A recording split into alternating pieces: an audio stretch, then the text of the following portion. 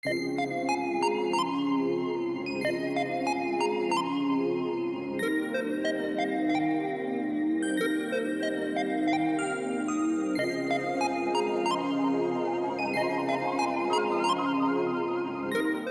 à toutes et tous, je suis vraiment très contente d'avoir l'occasion de présenter ce travail. Donc encore merci Delphine et Marco pour l'invitation. Alors, on a fait des tests de partage d'écran. On espère que ça continue à marcher après. Et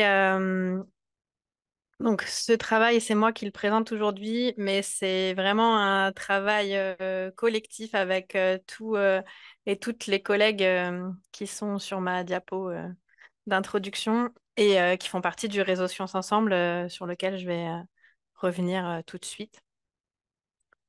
Et donc, c'est un travail autour des difficultés qu'on a pu rencontrer en tant que porteuses et porteurs de projets de sciences et recherche participative. Et avant de commencer, je vous proposais d'utiliser cet outil WooClap pour partager aussi les difficultés, enfin au moins une difficulté que vous avez déjà rencontrée si vous portez ou si vous travaillez avec des projets de SRP. Et bon, l'idée, c'est que c'est peut-être un peu abrupt comme ça de commencer et de vous demander de témoigner. Donc, vous pouvez prendre un petit temps maintenant pour y réfléchir, mais peut-être aussi que ma présentation, ça va vous rappeler des souvenirs et vous donner des idées de ce que vous pourriez partager. Voilà. Donc, ça va être ouvert pendant tout le temps de ma présentation. Vous n'êtes pas obligé de vous ruer tout de suite sur une réponse. Et puis, si vous n'avez pas envie de partager, vous avez aussi le droit. Je sais pas si je laisse un temps. C'est toujours très bizarre d'être seule face à son écran. On peut peut-être juste donner quelques secondes enfin, pour toutes celles et ceux qui veulent aller sur le lien. Ouais. Oui, déjà, et puis aussi s'assurer que ça fonctionne. Si personne ne Oui, crie que ça marche. ça fonctionne. Enfin, moi, j'ai Ok. pu poster en tout cas. Ok, parfait. Merci. Voilà. Bon. Et peut-être reprendre. Par rapport au contexte donc de cette étude, elle s'est faite dans le cadre du réseau Sciences Ensemble, qui est un réseau qui rassemble les porteurs et porteuses de projets de sciences et recherche participative de l'Alliance Sorbonne Université et tous les partenaires de ces projets. Donc, l'Alliance Sorbonne Université, si c'est pas très limpide, ça rassemble plusieurs établissements d'enseignement supérieur et de recherche, mais pour ce qui est de cette étude-là, on avait des collègues donc de Sorbonne Université et du Muséum national d'histoire naturelle. Et alors, qu'est-ce qui nous a pris de travailler sur les difficultés? On est parti, voilà, dans le cadre du réseau, on a des ateliers d'échange de pratiques réguliers et ça nous a permis, à travers ces échanges, d'avoir un constat que malgré les disciplines, j'y reviendrai, très diverses des projets qui sont concernés par ce réseau, même des pratiques de participation qui sont différentes, on avait parfois des difficultés qui étaient similaires et que ça valait sans doute le coup d'explorer ces similitudes et pour en tirer des leçons, en fait, et qu'on puisse partager avec le reste de la communauté. Et ça nous tenait aussi à cœur de partager une vision réaliste des sciences participatives. Voilà comment ça s'est passé pour nous, comment ça peut peut-être se passer pour d'autres, et mais d'être dans du partage d'expérience et on n'a pas du tout envie de donner des solutions normatives, prescriptives, toutes faites. L'idée, c'est d'être vraiment euh, dans cette idée de partager.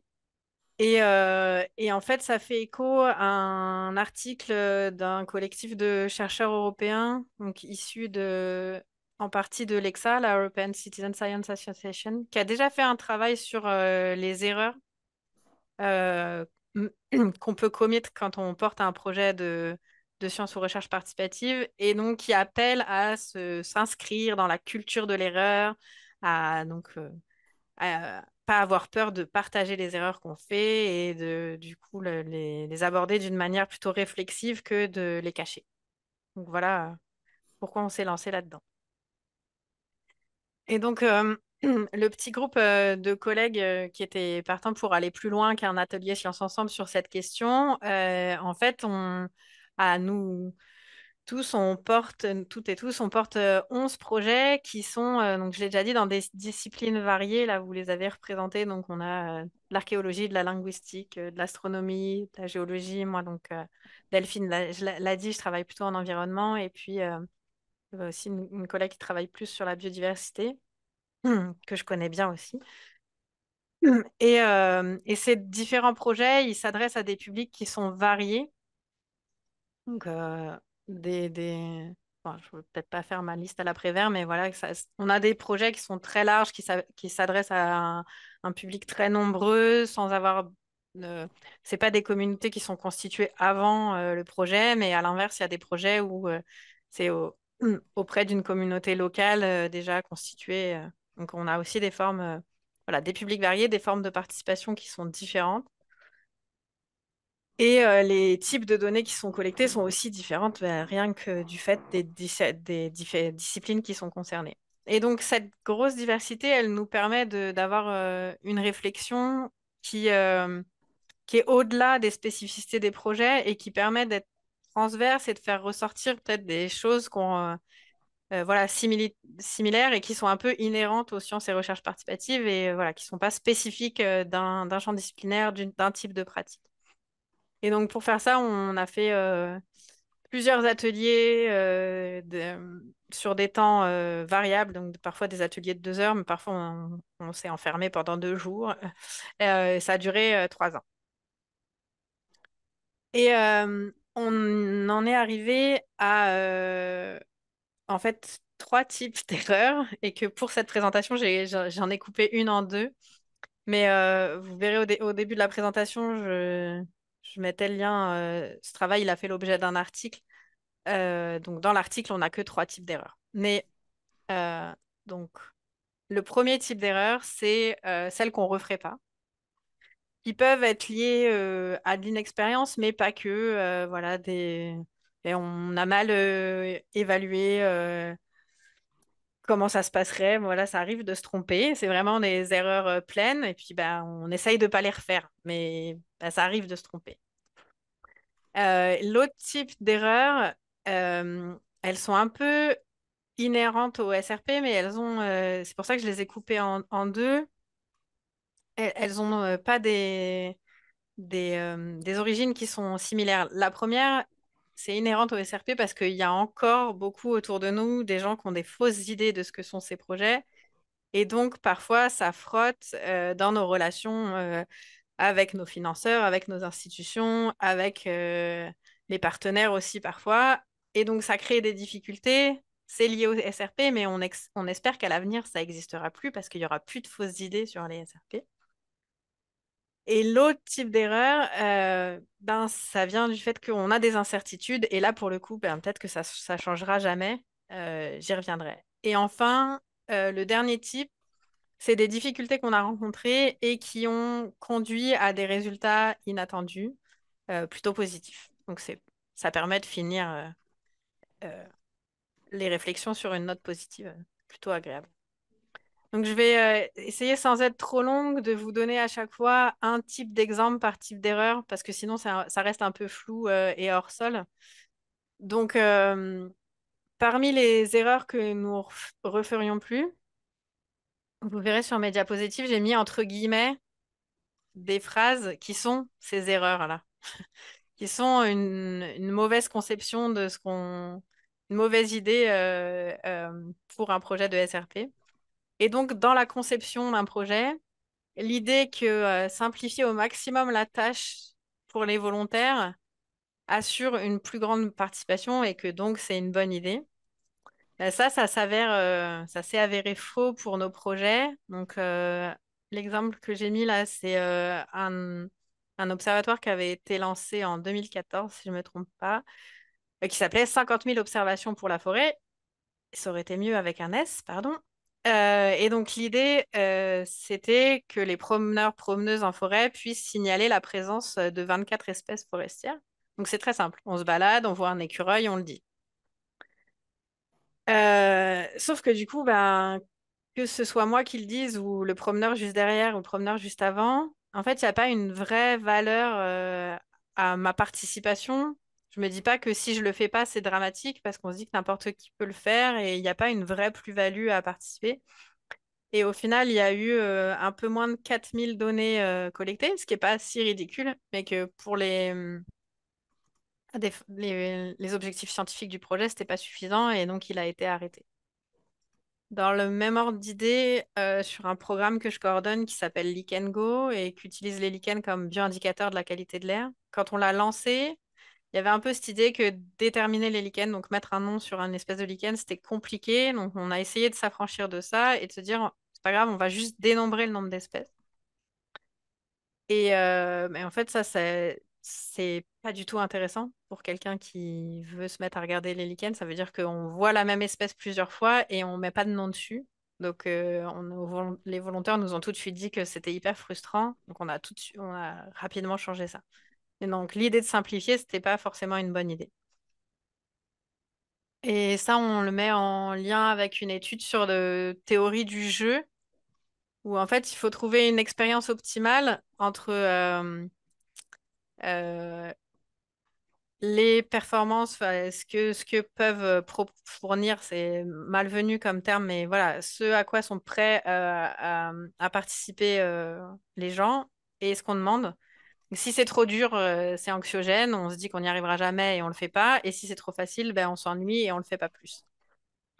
Donc il faut trouver le, le bon compromis entre les deux. Euh, je me dis que je suis un peu trop longue. Il faut peut-être que j'accélère. S'il y a des questions, je reviendrai sur ça. Sur les erreurs à pas faire. Enfin, mais en gros, sur ce point-là, c'est de être tranquille avec le fait qu'un projet de sciences et recherche participative, c'est souvent plein de partenaires et que c'est pas grave si on n'a pas tous les mêmes objectifs. Mais par contre, ce qui est important, c'est de se le dire et que on peut quand même avancer ensemble. Donc là, l'exemple, c'est Viginature. Il y a quand même un objectif global et partagé qui est celui de la conservation de la biodiversité. Mais après, il y a des raisons différentes de s'impliquer dans le projet et on peut les formaliser. C'est pas grave si elles sont différentes, et c'est pas, enfin voilà, c'est pas bloquant, mais c'est mieux de se le dire, quoi. Voilà, pour faire très vite. Et puis il y a des erreurs sur la communication, ça j'y reviendrai à la fin de ma présentation. Alors sur les fausses idées qui existent sur les sciences et recherches participatives, souvent elles posent problème pour le financement des projets. Et cette idée, voilà, que par exemple, les sciences et recherches participatives, c'est juste des recherches où les experts sont remplacés par des citoyens. Donc j'imagine que si vous êtes là, vous savez que c'est pas vrai. Euh, mais voilà, ça laisse déjà penser que l'unique objectif des sciences et recherches participatives, c'est l'accumulation de données. Donc c'est pareil, c'est pas une bonne idée à véhiculer. C'est loin d'être le seul objectif. Et puis, ça met tout de suite en question la qualité des données qui peuvent être collectées. Ça génère de l'autocensure auprès des volontaires qui ne se sentiraient pas capables de produire des données de qualité comme un expert, alors que c'est vraiment pas ça qui est demandé. Et donc, là, l'exemple que je voulais mettre en avant, c'est un projet en linguistique, donc, qui s'appelle Recette de grammaire, qui est arrêté maintenant, mais qui porte sur l'alsacien. Et où là, c'est pas du tout la massification des données qui est importante, mais c'est la diversité des contributions.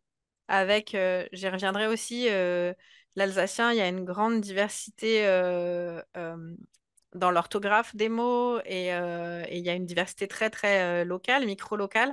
Et donc, c'est ça qui était important pour ce projet, c'est qu'il y ait des contributeurs et des contributrices de plein d'endroits différents pour avoir accès à cette diversité et pas forcément un nombre très très important de personnes. Et puis, il y a aussi dans les idées reçues là que les sciences et recherches participatives, c'est pas cher. Donc, ça vous est peut-être déjà arriver de voir vos budgets rabotés parce que, bon, bah, en fait, si vous faites faire ça à des gens dont c'est pas le métier, pourquoi ça coûte de l'argent? Ben, ça marche pas, ça coûte quand même de l'argent. Et là, l'exemple, c'est Nature École. On a 4 personnes à temps plein qui travaillent sur ce projet. Donc, Nature École, c'est de la déclinaison de Nature, le programme du Muséum sur la biodiversité, auprès du public scolaire. Et donc, voilà, il y a 450 classes qui participent à peu près tous les ans. Il y a 10 programmes différents, donc c'est quand même important rien qu'en termes de nombre d'élèves et de données qui sont collectées, enfin voilà, d'interaction avec la nature pour les enfants qui participent. Mais ça coûte, le budget annuel, il est en moyenne de 250 000 euros. Donc, c'est pas cher. C'est quand même un budget. Et maintenant, si je reviens sur donc un autre type de difficulté qui est un peu inhérente, mais qui est liée à des incertitudes et à ce qu'on a appelé la plasticité des projets.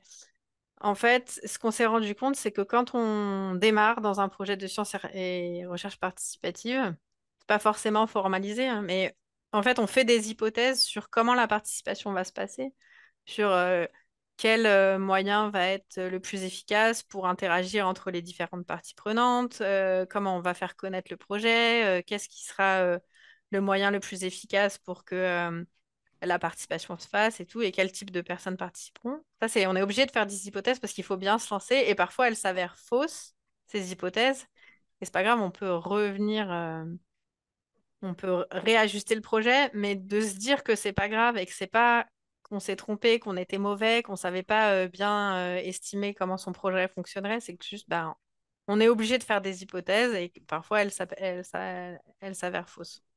Donc voilà, si on revient sur l'exemple de Likengo dont je parlais tout à l'heure, on a fait l'hypothèse que ne pas demander la détermination des lichens, ça serait plus facile pour les volontaires et que ce serait mieux. Alors certes, c'est plus facile, mais c'est pas mieux. Et en fait, plutôt beaucoup moins bien. Et donc, il a fallu revenir sur cette hypothèse et ajuster le projet et changer. Et, euh, et voilà, la phrase qui est juste au-dessus, il y a aussi la question des interactions entre les chercheurs, chercheuses et les volontaires, avec parfois l'idée que on peut revenir vers les volontaires qu'une fois qu'on a une première publi, ce qui est parfois très très long. Et donc, peut donner l'impression que dans un premier temps, le projet avance pas assez pour les volontaires qui n'ont pas cette idée que faire une publi, ça prend du temps. Mais en fait, on peut revenir sur bien d'autres choses que la publi scientifique. Il y a bien d'autres choses qui intéressent les volontaires, donc pas s'interdire ces relations en dehors du temps de la recherche qui est long. Et enfin, donc le troisième type de difficulté, c'est les difficultés qui ont amené un changement inattendu dans le projet. Donc ça arrive dans n'importe quel type de projet. Ça arrive dans des projets de recherche, qu'on a des changements et puis des difficultés, on change le projet. Mais là, on a essayé de se concentrer que sur les changements qui ont été induits euh, par l'interaction avec les volontaires. Et donc, par exemple, il y a des nouvelles questions de recherche qui peuvent émerger. Donc, je vous ai déjà parlé du projet recette de grammaire donc, et de la grande variabilité linguistique de l'alsacien. Et donc, au début, tel qu'était imaginé, je ne suis pas du tout linguiste, donc j'aurais du mal à vous donner des détails, mais tel qu'était imaginé la plateforme pour participer, il était question d'annoter des mots donc pour savoir si c'est un sujet, un verbe, un adjectif, etc. Et les remontées des volontaires, c'était ah, mais je pense que je peux pas participer parce que là, tel que c'est écrit, ça a l'air d'être tel, c'est du barinois et moi je parle orinois, donc je me sens pas à l'aise pour participer. Et donc, comme il y avait beaucoup de remontées dans ce sens-là, Alice Millour, qui portait ce projet, elle s'est dit, OK, il faut qu'on revoie la copie, là, ça marche pas. Et donc, ce qu'elle a proposé, c'est que ce soit plutôt les personnes qui étaient intéressées qui écrivent leur texte comme eux, ils l'écriraient. Donc, c'est pour ça que ça s'appelle recette de grammaire, parce que l'idée, c'était que les gens partagent des recettes, des vraies recettes de cuisine. et après annotent leur propre texte. Comme ça, et donc là, ça a amené une nouvelle question de recherche sur la variabilité linguistique et la variabilité d'orthographe de ces mots auxquels elle n'avait pas du tout pensé en démarrant sa thèse. Euh, Alors ça, c'est un autre exemple un- enfin, qui est lié à l'interaction et à la participation. En fait, donc c'est le programme Opération Papillon où les personnes observent les papillons dans leur jardin. Donc c'est des données qui seraient absolument inaccessibles si on n'était pas dans un contexte participatif parce que les écologues n'ont pas accès au jardin privé. Et donc, il y a une question qui est posée en début de participation, et qui est demandée tous les ans, c'est est-ce que les gens utilisent des pesticides parce que c'est une information qui est importante pour analyser les données d'un point de vue écologique. Mais en interagissant avec les volontaires, là, je vous ai mis un exemple de verbatim de gens qui disent, bah, en fait, parce que je me suis mis à m'intéresser aux papillons, j'ai voulu en avoir plus dans mon jardin, donc j'ai arrêté de mettre des pesticides ou laissé les orties pousser parce que ça nourrit les chenilles.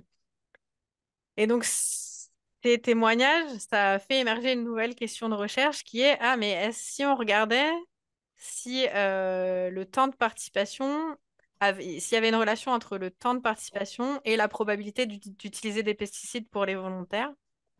Et ce qu'on se rend compte, donc, c'est que, bon, selon si ces gens-là ont un potager ou pas, ce qui incite quand même plus à utiliser des pesticides, plus les gens participent depuis longtemps, moins ils utilisent de pesticides. Mais cette question, elle serait jamais venue s'il n'y avait pas eu d'interaction entre les chercheurs et les volontaires. C'est pas vraiment une difficulté, mais ça aurait pu aussi biaiser les données de changer de pratique. Je sais pas si je suis très claire, j'espère. Et le dernier exemple que je voulais vous donner, c'est quand on a une difficulté qui conduit à l'appropriation du projet par les volontaires. Donc, c'est l'exemple de Lick and Go, c'est plus confortable pour moi d'en parler. Je reviens sur la question de la communication là, que j'ai laissée en suspens au tout début. Donc, ça, c'est une erreur que je referai plus. C'est de penser que je pourrais m'improviser community manager et lancer un groupe Facebook, une mailing list pour un programme, alors qu'en fait, j'ai pas le temps de l'animer. Mais je l'avais fait à l'époque du lancement de Lick and Go. Donc, l'idée, c'était d'avoir un endroit où les personnes puissent poser des questions sur l'identification des lichens. Sauf que j'étais pas du tout assez rapide pour répondre à ces questions. Et moi-même, je suis pas lichénologue, donc ça me demandait du temps, en fait, quand il y avait une question, il fallait que j'aille rechercher pour répondre, etc.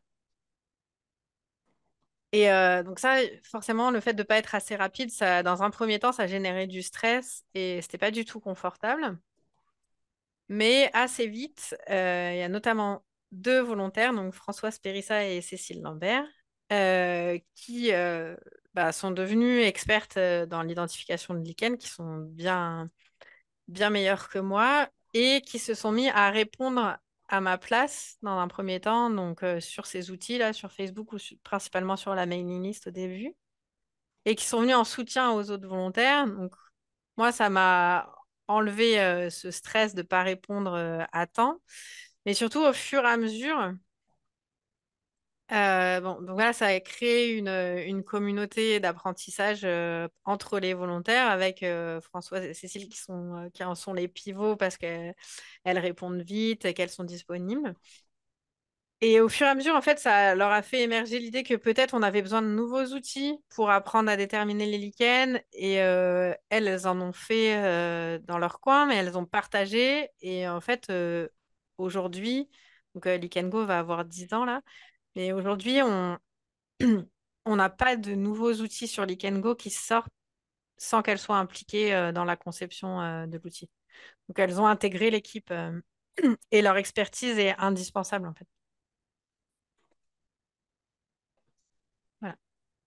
Donc, pour conclure, notre objectif dans ce travail, c'était d'identifier les erreurs qu'on pourrait éviter et les partager pour faire gagner du temps à tout le monde. Donc, si on peut éviter des erreurs, c'est mieux.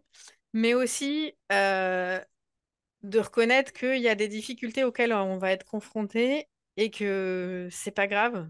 Donc, on a, et donc le côté très plastique des projets de SRP qu'on a le droit d'expérimenter, de se tromper, de changer de pratique, de changer l'orientation du projet pendant sa vie, que c'est pas grave et qu'il faut le dire, le documenter, que voilà, que raconter une histoire toute linéaire de on a une idée, on a fait ça a marché, c'est pas vrai. Et puis, en fait, on perd de la richesse des projets parce que c'est aussi dans les endroits où ça frotte qu'il y a de la richesse et c'est là qu'il y a des nouvelles idées, etc. Et donc, voilà, on voulait aussi vous inviter, inviter les porteurs et porteuses de projets à partager les erreurs et les difficultés et puis à changer de regard sur ces difficultés. Ouais, je sais pas pourquoi j'ai mis eux sur elle, pardon. Voilà. Merci de m'avoir écouté. J'espère que j'ai pas été trop brouillonne. Et est-ce que, ouais, on voulait prendre un temps peut-être dans un premier temps juste de s'il y avait des questions de clarification. Est-ce que j'arrête le partage? Merci. Merci Laure. Si vous voulez poser des questions de clarification, alors il y a le chat dans lequel il y a déjà une question de Cécile Grosse. Et puis si vous voulez prendre la parole, vous pouvez aussi lever la main. Cécile, est-ce que tu veux poser ta question à...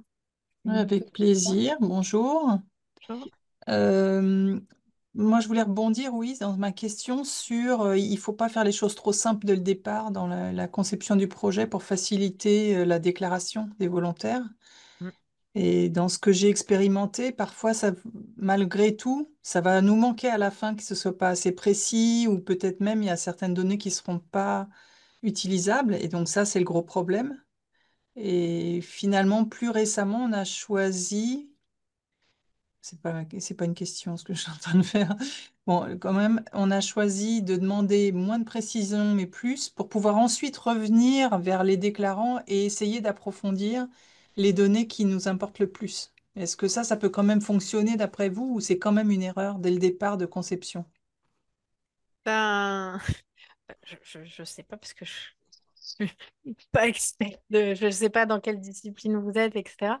Mais en fait, c'était plus, oui, en plus, de toute façon, quand on demande des choses trop simples, après, il y a des questions autour de l'analyse des données, mais là, j'ai presque Mm, envie de dire, bah, ça, c'est le problème des chercheurs. mm, Et s'ils veulent essayer un truc simple, ben voilà, ils assument. Mais, mais c'est plus que là, même en termes de participation, dans l'expérience que nous, on a eue, ça rendait pas service au projet, en fait, de faire quelque chose de trop simple. Parce que ça donne pas envie, en fait. Euh, on- sur l'expérience ouais, de 50 000 observations pour la forêt, il y a ce côté, en fait, c'est tellement facile enfin, que je le fasse ou que ce soit quelqu'un d'autre, je vois pas en quoi mon implication à moi, elle est importante. Donc, enfin, c'est l'analyse qu'on en a eue de pourquoi mm. on a eu si peu, il y a si peu de données. Et sur Lichen Go, c'était juste frustrant, quoi. Pas mettre un nom sur les lichens qu'on voit à chaque fois qu'on participe, ça marche pas, non. Donc, il y a sans doute une histoire de compromis entre trop simple et trop Mm, compliqué, mm, ça c'est mm. certain. Mais en tout cas, cette idée de si c'est plus simple, on aura plus de participation, en tout cas, de notre expérience, c'est faux. D'accord, on peut se dire essai-erreur et puis si ça marche Ouais, mieux, ben, ça marche mieux. ouais, Ok, c'est ça. ok, Oui, ok. mais en fait, ouais, je pense que le message, c'est essai-erreur, ça, c'est une bonne idée, hein. Il y avait une autre question. Oui, il y a une question d'Hélène Gentil. Hmm. Hélène, tu préfères la poser à l'oral? Oui, Oui, oui, je peux poser vas-y. l'oral, tout à fait, bien sûr. Merci, ça c'était très clair en tout cas. Il y a un peu de bruit chez moi, donc je sais pas si... Non, ça va. Ouais, ce que je me disais, est-ce qu'on peut imaginer au moment de voilà, la conception du projet, justement, dans cette idée de demander des choses qui soient plus ou moins compliquées, mais aussi, du coup, peut-être d'associer les gens dont on a besoin des contributions, c'est pas très français. Hmm. Voilà, qu'est-ce qui les intéresse aussi, comme ça, justement, pour déterminer, voilà, pour essayer de maximiser leur motivation, quoi. Ouais, ouais. Une idée. Ben, ouais, carrément. C'est je l'ai pas dit, mais c'est ce qu'on a fait dans Lick and Go. c'était dans la phase de co-construction qu'on s'est dit dans un premier temps, essayons de pas déterminer et ça a tout de suite fait ressortir. Non, non, il faut juste créer des outils pour apprendre à déterminer les lichens. Donc c'est comme ça que ça s'est passé et puis aussi pour ajuster les autres éléments du protocole. Après, petite anecdote sur cette co-construction, du coup. C'était quand même assez chouette, enthousiasmant. On a fait plein de séances de terrain, des ateliers en salle. C'était plutôt chouette. Et à la fin, tout à la fin, le dernier atelier, malgré tout cet enthousiasme, il y a un des volontaires qui a participé et qui était très content, et qui est venu me voir pour dire, j'ai beaucoup aimé faire tout ça, c'était intéressant. Mais quand même, construire un protocole d'observation des lichens, c'est pas un peu ton boulot? Pourquoi tu nous as demandé de le faire avec toi? Et bon, voilà, j'aime bien cette petite anecdote parce que ça m'a renvoyé à, ben oui, effectivement, en fait, il y a aussi une dimension où ça fait partie de mon travail, donc à ajuster le. euh, mais oui, quand même, c'est une bonne idée de co-construire, je pense que ça aide. Merci. Il y avait une autre main qui s'est levée, mais qui Oui. est disparue tout de suite. Alors moi, je vois Lucille Ouais. Marty, oui, qui lève la main. Oui, c'est ça. Merci beaucoup pour la présentation. C'était vraiment super. Moi, j'aurais bien aimé que vous reveniez sur la notion d'objectif commun ou pas commun. Est-ce que vous avez du coup des exemples de cas où justement les objectifs n'étaient pas complètement partagés, mais où le projet a quand même marché? C'est vrai que, enfin, moi, je conduis pas mal de projets en restauration collective et on a tendance en effet à vouloir que tous les acteurs qui participent, bon, ben voilà, partagent le même objectif.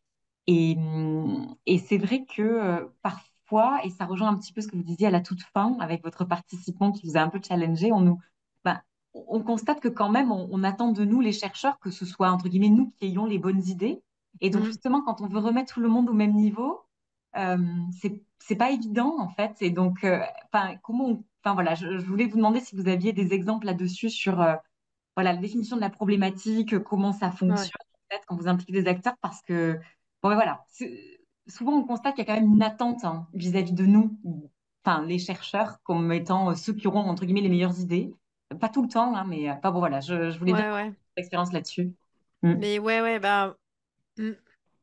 Je suis d'accord qu'il y a cette attente. En tout cas, moi, je l'ai ressenti à plusieurs reprises. Sur la. En fait, j'ai l'impression qu'il y avait plusieurs questions dans votre question. Mais euh, sur les objectifs qui seraient pas les mêmes entre différents partenaires et un projet qui fonctionne quand même, euh, moi, j'ai l'impression que, par exemple, dans Viginature École, ben, l'objectif des chercheurs et chercheuses, c'est d'avoir accès à des données dans les cours d'école. En plus, il y a aussi des équipes plutôt en sciences humaines et sociales sur la question euh, de la relation à la nature des enfants. Mais les objectifs des enseignants, c'est de sortir de la classe pour faire le programme de SVT. Et c'est pas.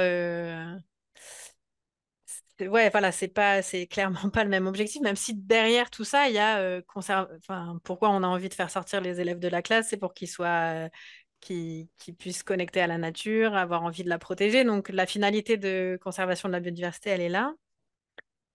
Et du coup, là où ça conduit à potentiellement une difficulté, c'est que ben, l'équipe Viginature École produit plein de ressources pédagogiques qui ont l'air vraiment super quand on est enseignant de SVT ou enseignant au primaire. Mais après, ben, pourquoi se casser la tête à faire la saisie de données qui est compliqué avec les élèves, etc. Donc, ce qu'ils voient sur leur stats, c'est que leurs ressources, elles sont beaucoup plus téléchargées que eux, ils ont de classes inscrites qui participent vraiment, quoi. Mais après, c'est pas. Enfin, il y a aussi des objectifs de pédagogie derrière ce programme de toute façon, donc là, qui sont remplis full. Enfin, qui sont complètement remplis. Et après. L'autre, j'ai l'impression que vous aviez plus une question sur la construction de la problématique. Ouais, ouais, Non, c'est quelque ça. chose Bah, en comme fait, ça. ma première question, c'était là-dessus. Et puis, en Ouais. entendant votre anecdote, hein, je me suis dit, ah oui, c'est vrai qu'il y a aussi cette question dans la Mm. formulation de la problématique qui est, bah, voilà, en fait, qui pas prend le Euh, lead, mais enfin, voilà, souvent cette, ouais, cette attente en fait des partenaires vis-à-vis de l'équipe de recherche pour formuler la bonne question, quoi. Enfin, voilà. Ouais. Ben après, ouais, je me dis peut-être qu'on peut se dire qu'en tant que chercheur, chercheuse, on est aussi là pour amener les ressources scientifiques qui sont à notre disposition, quoi. Donc les autres études qui existent sur le thème, des trucs comme ça. Enfin, c'est peut-être aussi là où on peut être aidant ou aidante sur. Ben, il y a une question, il y a une problématique, et en fait, est-ce qu'il y a d'autres gens qui ont déjà répondu à une partie? Enfin, c'est quand même plus facile pour nous d'apporter ça que pour des citoyens, citoyennes de chercher. Et ça, j'imagine que sur ces questions-là, je vois que Hélène Chauveau est là, elle saurait beaucoup mieux répondre que moi ou Cyril sur, sur comment on construit une problématique scientifique ensemble. Moi, dans Participer, l'Observatoire sur l'environnement urbain que je coordonne, on a juste choisi des thèmes, co-construit les thèmes sur lesquels on travaillait après les questions de recherche. C'est les équipes de recherche qui les ont formulées. Ouais. Tu, vou- Tu voulais intervenir, Cyril ou Hélène? Si tu le proposes. Bah, vas-y, je vois qu'Hélène a Pareil, levé la main aussi. compléterai Cyril si besoin. Comme vous voulez, dans l'ordre Euh, que vous voulez. Bonjour à toutes, bonjour à tous. Merci Laure pour me proposer d'intervenir. De manière très très courte, moi je défends l'idée qu'il n'y ait pas de méthode unique pour faire de la recherche participative ou d'autres démarches de sciences et recherche participative, mais aussi pour développer une problématique. Il n'y a pas d'outils et de boîte à outils obligatoires. Après, il y a des précautions et la précaution, c'est d'avoir du temps. Déjà, je pense, ça nécessite, enfin, pour aboutir à la problématique, il y a un temps long et c'est aussi pour ça que dans ce cadre-là de recherche participative avec une intensité de participation de groupes concernés ou de personnes concernées, il faut aussi focaliser des moyens sur la période d'émergence ou d'amorçage du projet, donc du temps pour construire le langage commun et la construction de la confiance qui va permettre à ce processus de faire avancer l'élaboration d'une problématique commune qui va prendre en considération les intérêts de chacun, chacune embarqués dans le collectif de recherche. C'est vrai que Hélène? ouais, pour compléter là-dessus, c'est vrai que nous, on part du principe qu'on accompagne que des projets dont la sollicitation et l'envie originelle vient des non-chercheurs, en fait. Donc déjà, ça modifie quand même un peu le rapport à ça, parce que c'est eux-mêmes qui formulent la sollicitation et la demande, et du coup, l'engagement, il est forcément différents. Après, le processus en effet, de formulation en fait, de traduction un peu de la sollicitation de départ en problématique, bah oui, ça prend du temps. Nous, on compte 6 mois, un an, voilà, d'aller-retour quoi, entre l'asso, des chercheurs. Nous, on ne met pas les chercheurs tout de suite dans la boucle, nous, en plus, parce que voilà, on estime qu'il y a d'abord un travail d'acculturation et de vocabulaire et tout ça à faire autour de la démarche scientifique en général.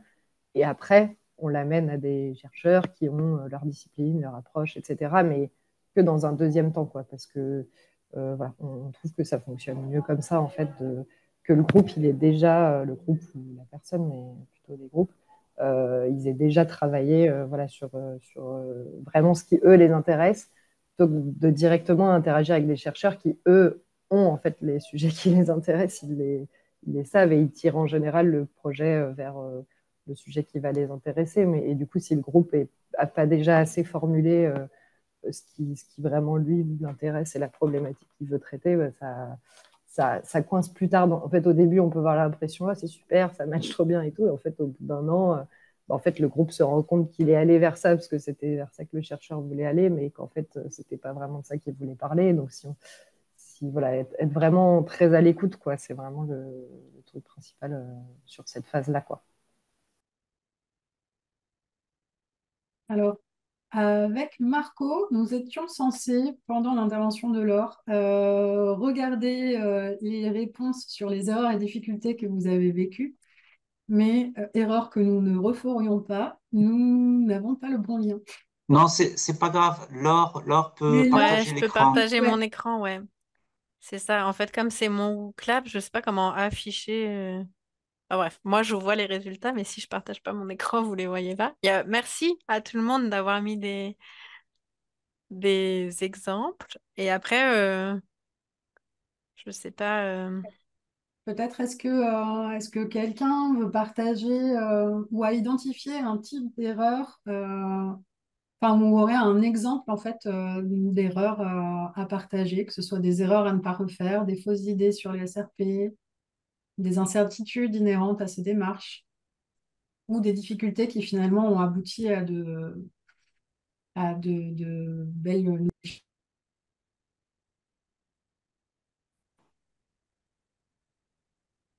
Alors, le lien, il est. Ah Le oui. lien des réponses, je suis pas sûre Mais que ouais, vous c'est ça. Je partagez sais entre pas eux. comment faire pour partager le lien des réponses. Je suis pas sûre que, à part ça, là, partager mon écran. Je me permets de le Ouais. mentionner parce que je le vois pas apparaître, mais nous, une problématique qu'on a pas mal là, par exemple, dans les projets NR qu'on accompagne, c'est la question de l'indemnisation et de la valorisation du temps des non-chercheurs. Bon, là, c'est un peu un serpent de mer dans ces domaines-là. Je ne sais pas si tu en as parlé pendant ta présentation, je suis arrivée tard, mais nous, clairement, c'est un des trucs qui nous prend le plus de temps là depuis quelques mois, années, c'est de trouver des moyens de valoriser financièrement le temps des personnes qui ne sont pas professionnelles, enfin qui ne sont pas reliées à l'académie, quoi. Et Mm. ça, c'est un enjeu, voilà, que ce soit des patients, que ce soit des paysans à la retraite, que ce soit des travailleuses du sexe, etc. En fait, à chaque fois, c'est différent, ça nous pose des questions, des enjeux différents. Sauf qu'en fait, c'est quand même central cette question comment on paye, quoi. Et on fait circuler l'argent, parce que des fois, il y en a, mais on n'arrive pas à le faire Ouais.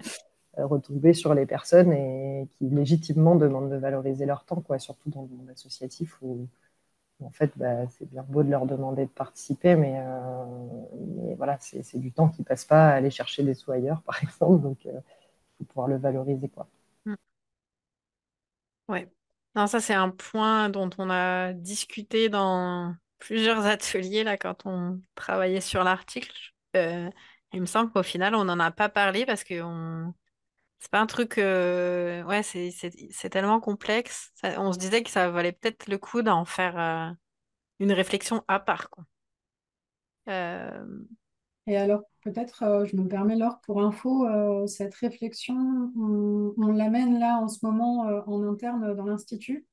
C'est Cécile Ménez qui est peut-être parmi les participants et participantes qui mène ce travail en fait, où elle a fait une sorte de recensement des pratiques qui sont faites dans l'Institut pour indemniser financièrement ou en bon cadeau, enfin voilà, toute une réflexion pour ça, pour accompagner aussi les chercheurs et les chercheuses sur ces pratiques-là, parce que ça, en fait, bien souvent, il y a des problèmes administratifs. Enfin, voilà, on bloque sur plein de choses, plein de leviers qu'on pourrait lever.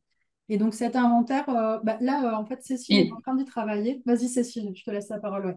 Tu vois. oui, il est en cours de finalisation et de relecture en interne, donc il n'est pas pour l'instant encore distribuable, mais c'est quelque chose qui verra le jour d'ici la fin de l'année en principe, hein. Début d'année prochaine ou plus tard, ouais. ok, super. Et qu'on diffusera, bien sûr, largement. Mm. Ok.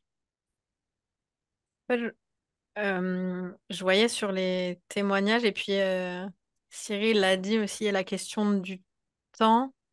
Enfin, j'ai tout un petit peu parlé là de la différence temporelle entre le temps de la recherche, le temps d'animation du projet en soi, mais il y a aussi cette difficulté de, effectivement, comme mettre en place un projet de sciences et recherche participative, ça met du temps, parfois plus de temps qu'un projet de recherche classique. Il y a parfois cet inconfort de mais attends, ça fait 2 ans que tu bosses là-dessus, ça en est où là? Pourquoi combien t'as de volontaires et combien il y a de données? Enfin, moi, c'est la question que je ne peux plus.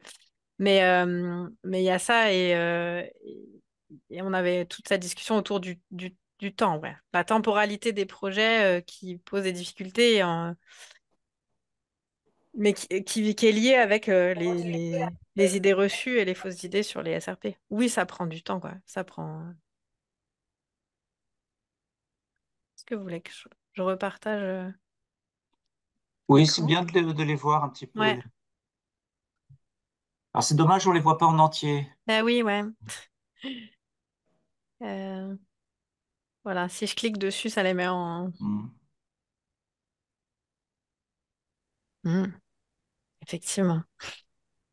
Est-ce que quelqu'un veut partager à l'oral sa difficulté ou faire un commentaire ou est-ce que ça évoque, est-ce que ça fait écho à ce que vous vivez dans vos projets ou à des questions que vous vous posez? Hmm. C'est pas si facile de témoigner. Juste pour dire, Laure, pardon, qu'il me semble que si tu mets en vue liste, là, tu en vue grille, tout à gauche, tu as des Ah, petits icônes. Peut-être qu'on verra la totalité des... oh, merci. avec Oh, plaisir. Bravo. Merci Aurélia.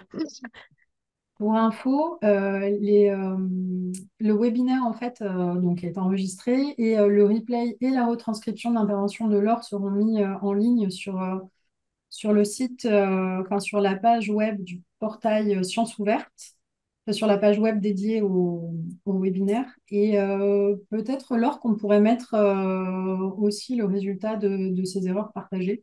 Hmm. Ouais, ouais. Vous pouvez aller les exporter, mais oui. Eh Moi, je peux ben, faire un commentaire. Hmm. oui. Je l'ai marqué là, hein, par rapport les difficultés qui sont liées comment, à l'incertitude et la souplesse, le fait qu'on doive toujours revoir les choses. Oui, c'est une difficulté, mais pour moi c'est c'est le cœur des SR, c'est un peu le cœur des SRP, c'est que on veut se frotter à une réalité hors du monde académique et donc forcément on est face à de la complexité et à revoir les choses. Euh, mais c'est presque la raison pour laquelle on s'engage dans les SRP. Enfin, c'est une des raisons importantes de s'y engager, quoi. C'est se retrouver avec ça. Et ça peut être c'est une difficulté, mais ça peut être aussi un plaisir, parce que c'est très créatif, collectif et créatif. Ouais, ouais. Ah, je suis d'accord. Si c'est vécu comme ça, parfois ça l'est pas. Quand tu remets en cause les hypothèses du début, du lancement du projet, parce que tu te rends compte qu'elles étaient. Si tu arrives à être dans cette posture de c'est normal, on avance ensemble, etc., c'est OK. Mais si tu te dis, ah, c'est parce que j'avais mal pensé mon projet, tu vis pas les choses de la même manière. Et donc, c'était aussi pour ça, l'article, c'était pour dire, bah, en fait, faut être OK avec le fait de se remettre en question et de remettre en question le projet, de le faire évoluer. Et oui, moi, je partage tout à fait ton point de vue. J'ai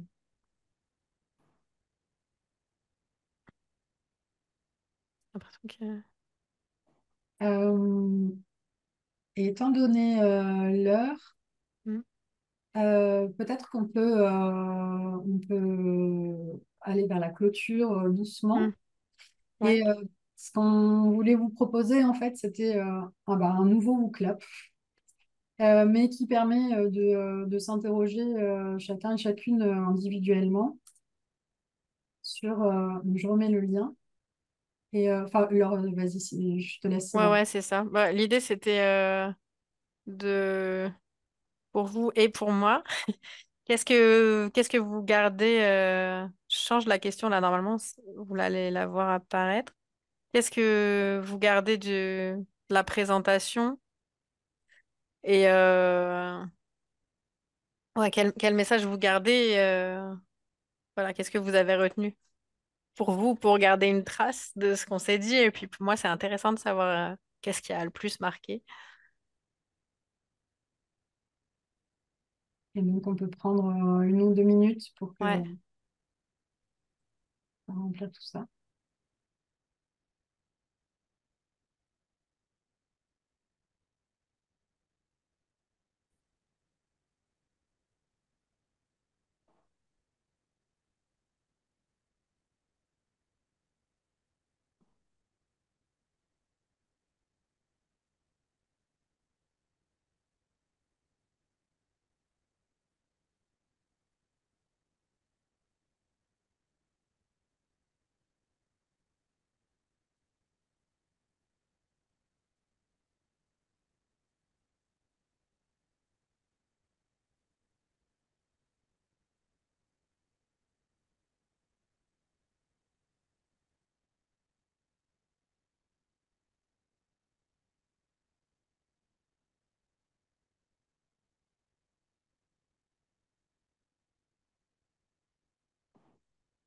Je dirais qu'il y a beaucoup de messages Mm. d'acceptation. Accueillons les erreurs. Ouais, c'est chouette, c'est hyper enthousiasmant.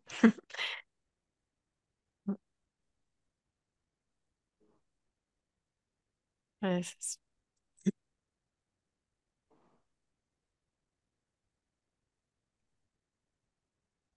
ouais. Et pas de Par contre, boîte à outils miracle aussi, ouais. Je suis d'accord avec ce qu'a dit Cyril. Et ça va avec le fait qu'on expérimente et parce que et qu'on cherche chaque projet va avoir son chemin et donc il n'y a pas de solution toute faite et c'est tant mieux.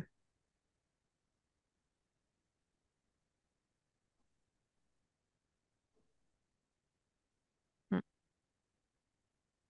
Ouais.